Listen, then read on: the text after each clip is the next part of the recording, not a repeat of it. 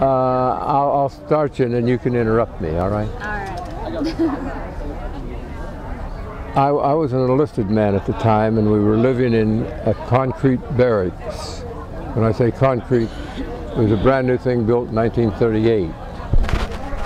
Excuse me. But the reason I bring that up, it was a 3-story building. I was in the center second story, and the wall was about 4 feet of concrete. Then there would be screen, then the roof or ceiling. There were no windows except down the office. Another lad and I were deciding if we would go to church downtown and expect the women, which they usually had coffee and donuts for breakfast, or go down to the consolidated mess. The barracks that I tell you about housed about 3,300 people, men. And the consolidated mess fed all of them at one time. So we were making a decision which place to go. While we're talking about that, we started to hear noises that we weren't familiar with. In other words, bombs were going off. Our barracks was hit on 2 places. They were strafing us with Japanese machine guns, strafing that firing at will. And they were coming through our window. You could hear them splattering around on the other. But someone in the barracks yelled, HAD just blew up. HAD was the largest building on the base. HAD was the Hawaiian Air Depot. That is where we had Air Corps supply, anything from a spark plug to a mattress cover was in there. And when he said it blew up, it received 2 direct hits. They had to put an all-new roof on it. From there, I went downstairs when I sat on the 2nd floor. Went downstairs. I was the squadron clerk. That meant I knew everybody in the outfit, and everybody's asking me what to do, because the married non-commissioned officers and the married officers all lived away from the barracks, and there was no one there to tell anybody what to do, so they started to ask me, because I'm from the headquarters. I stepped out on the little porch we had, and there was a man laying there. He'd already been shot. His name was Eddie Moser, and that was the first dead I saw during World War II. I saw several others later. That was the first one I'd seen. And while I'm standing there with Eddie, wondering what to do, he's dead, another boy came up to me holding his arm like so, and this part of his arm was hanging straight down. He'd been hit on the elbow. And he says, I need some help.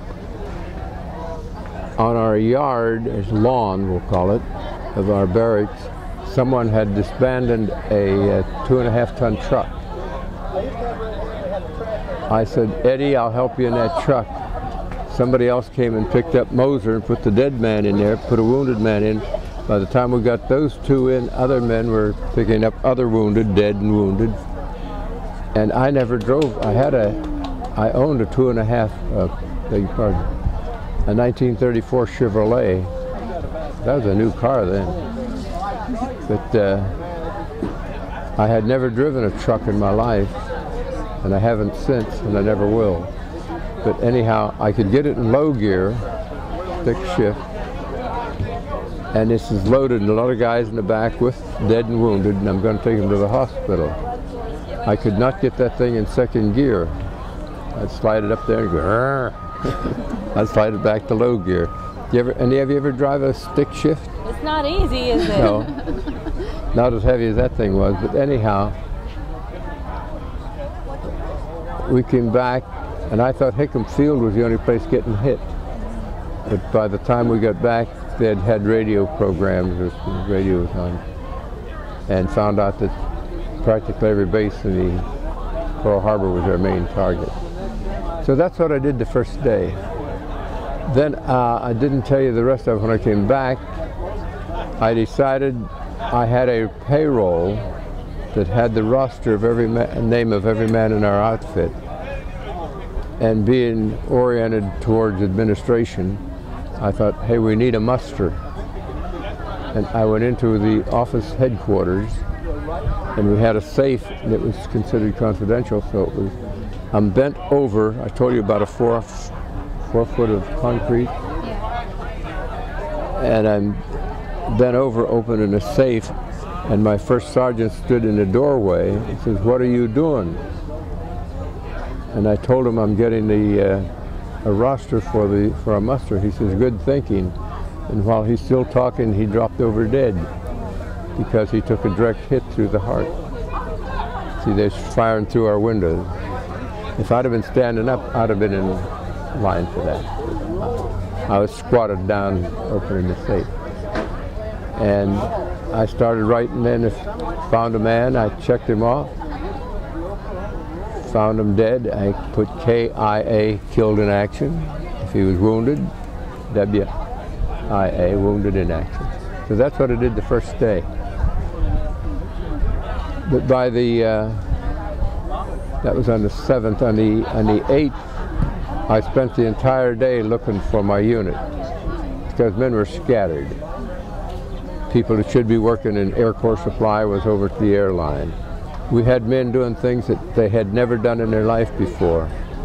Our barracks, the top of the roof of our building was on fire. The Honolulu Fire Department came out.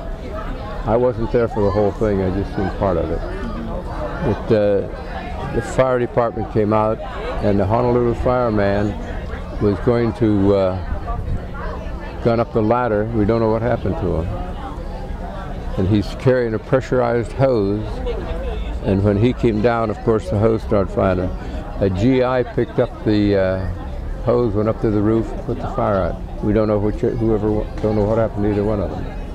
That's basically the story. What did you do after your experience? Did you go back to? Well, yeah, for 3 months we went back to our regular duties. There was have you heard of, he was a colonel then, Jimmy Doolittle? Oh, yeah. He took a B-25s off an aircraft carrier and bombed Japan in April 1942. Shortly thereafter, they brought in a fleet of B-25s. B-25s would not make it from the mainland. They were brought in crates and boats and put together in the what we called HAD, Corps Air Department. And they started this squadron of B-25s, which is they call it the Billy Mitchell Marauder, Billy Mitchell.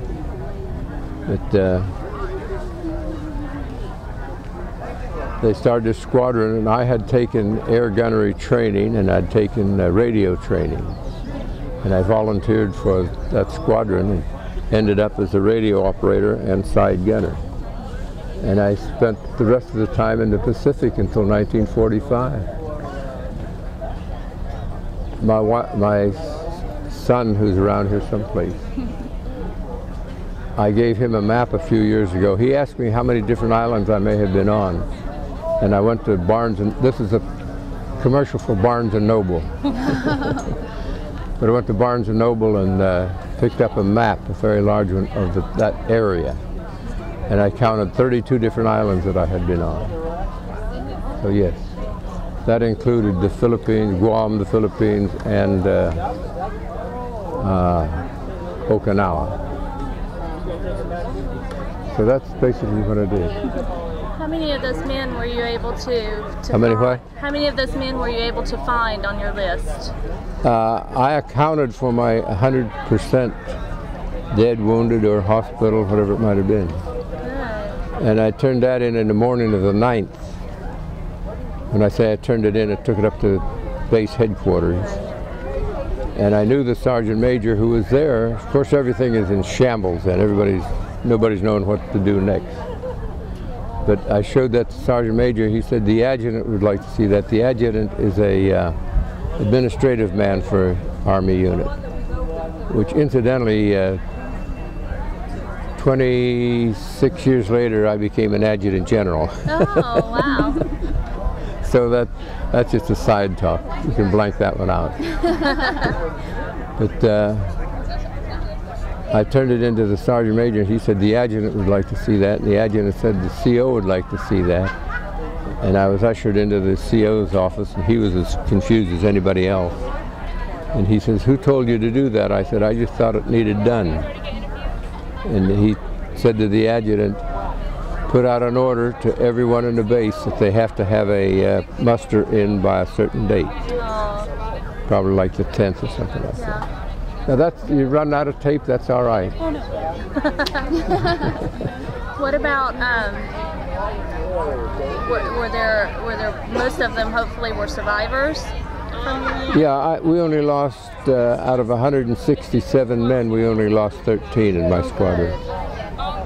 That was 13 killed. I don't remember the amount of wounded. And I knew them all. Incidentally, I have a photograph, a picture of our squadron in front of on a beacher, what do you call them?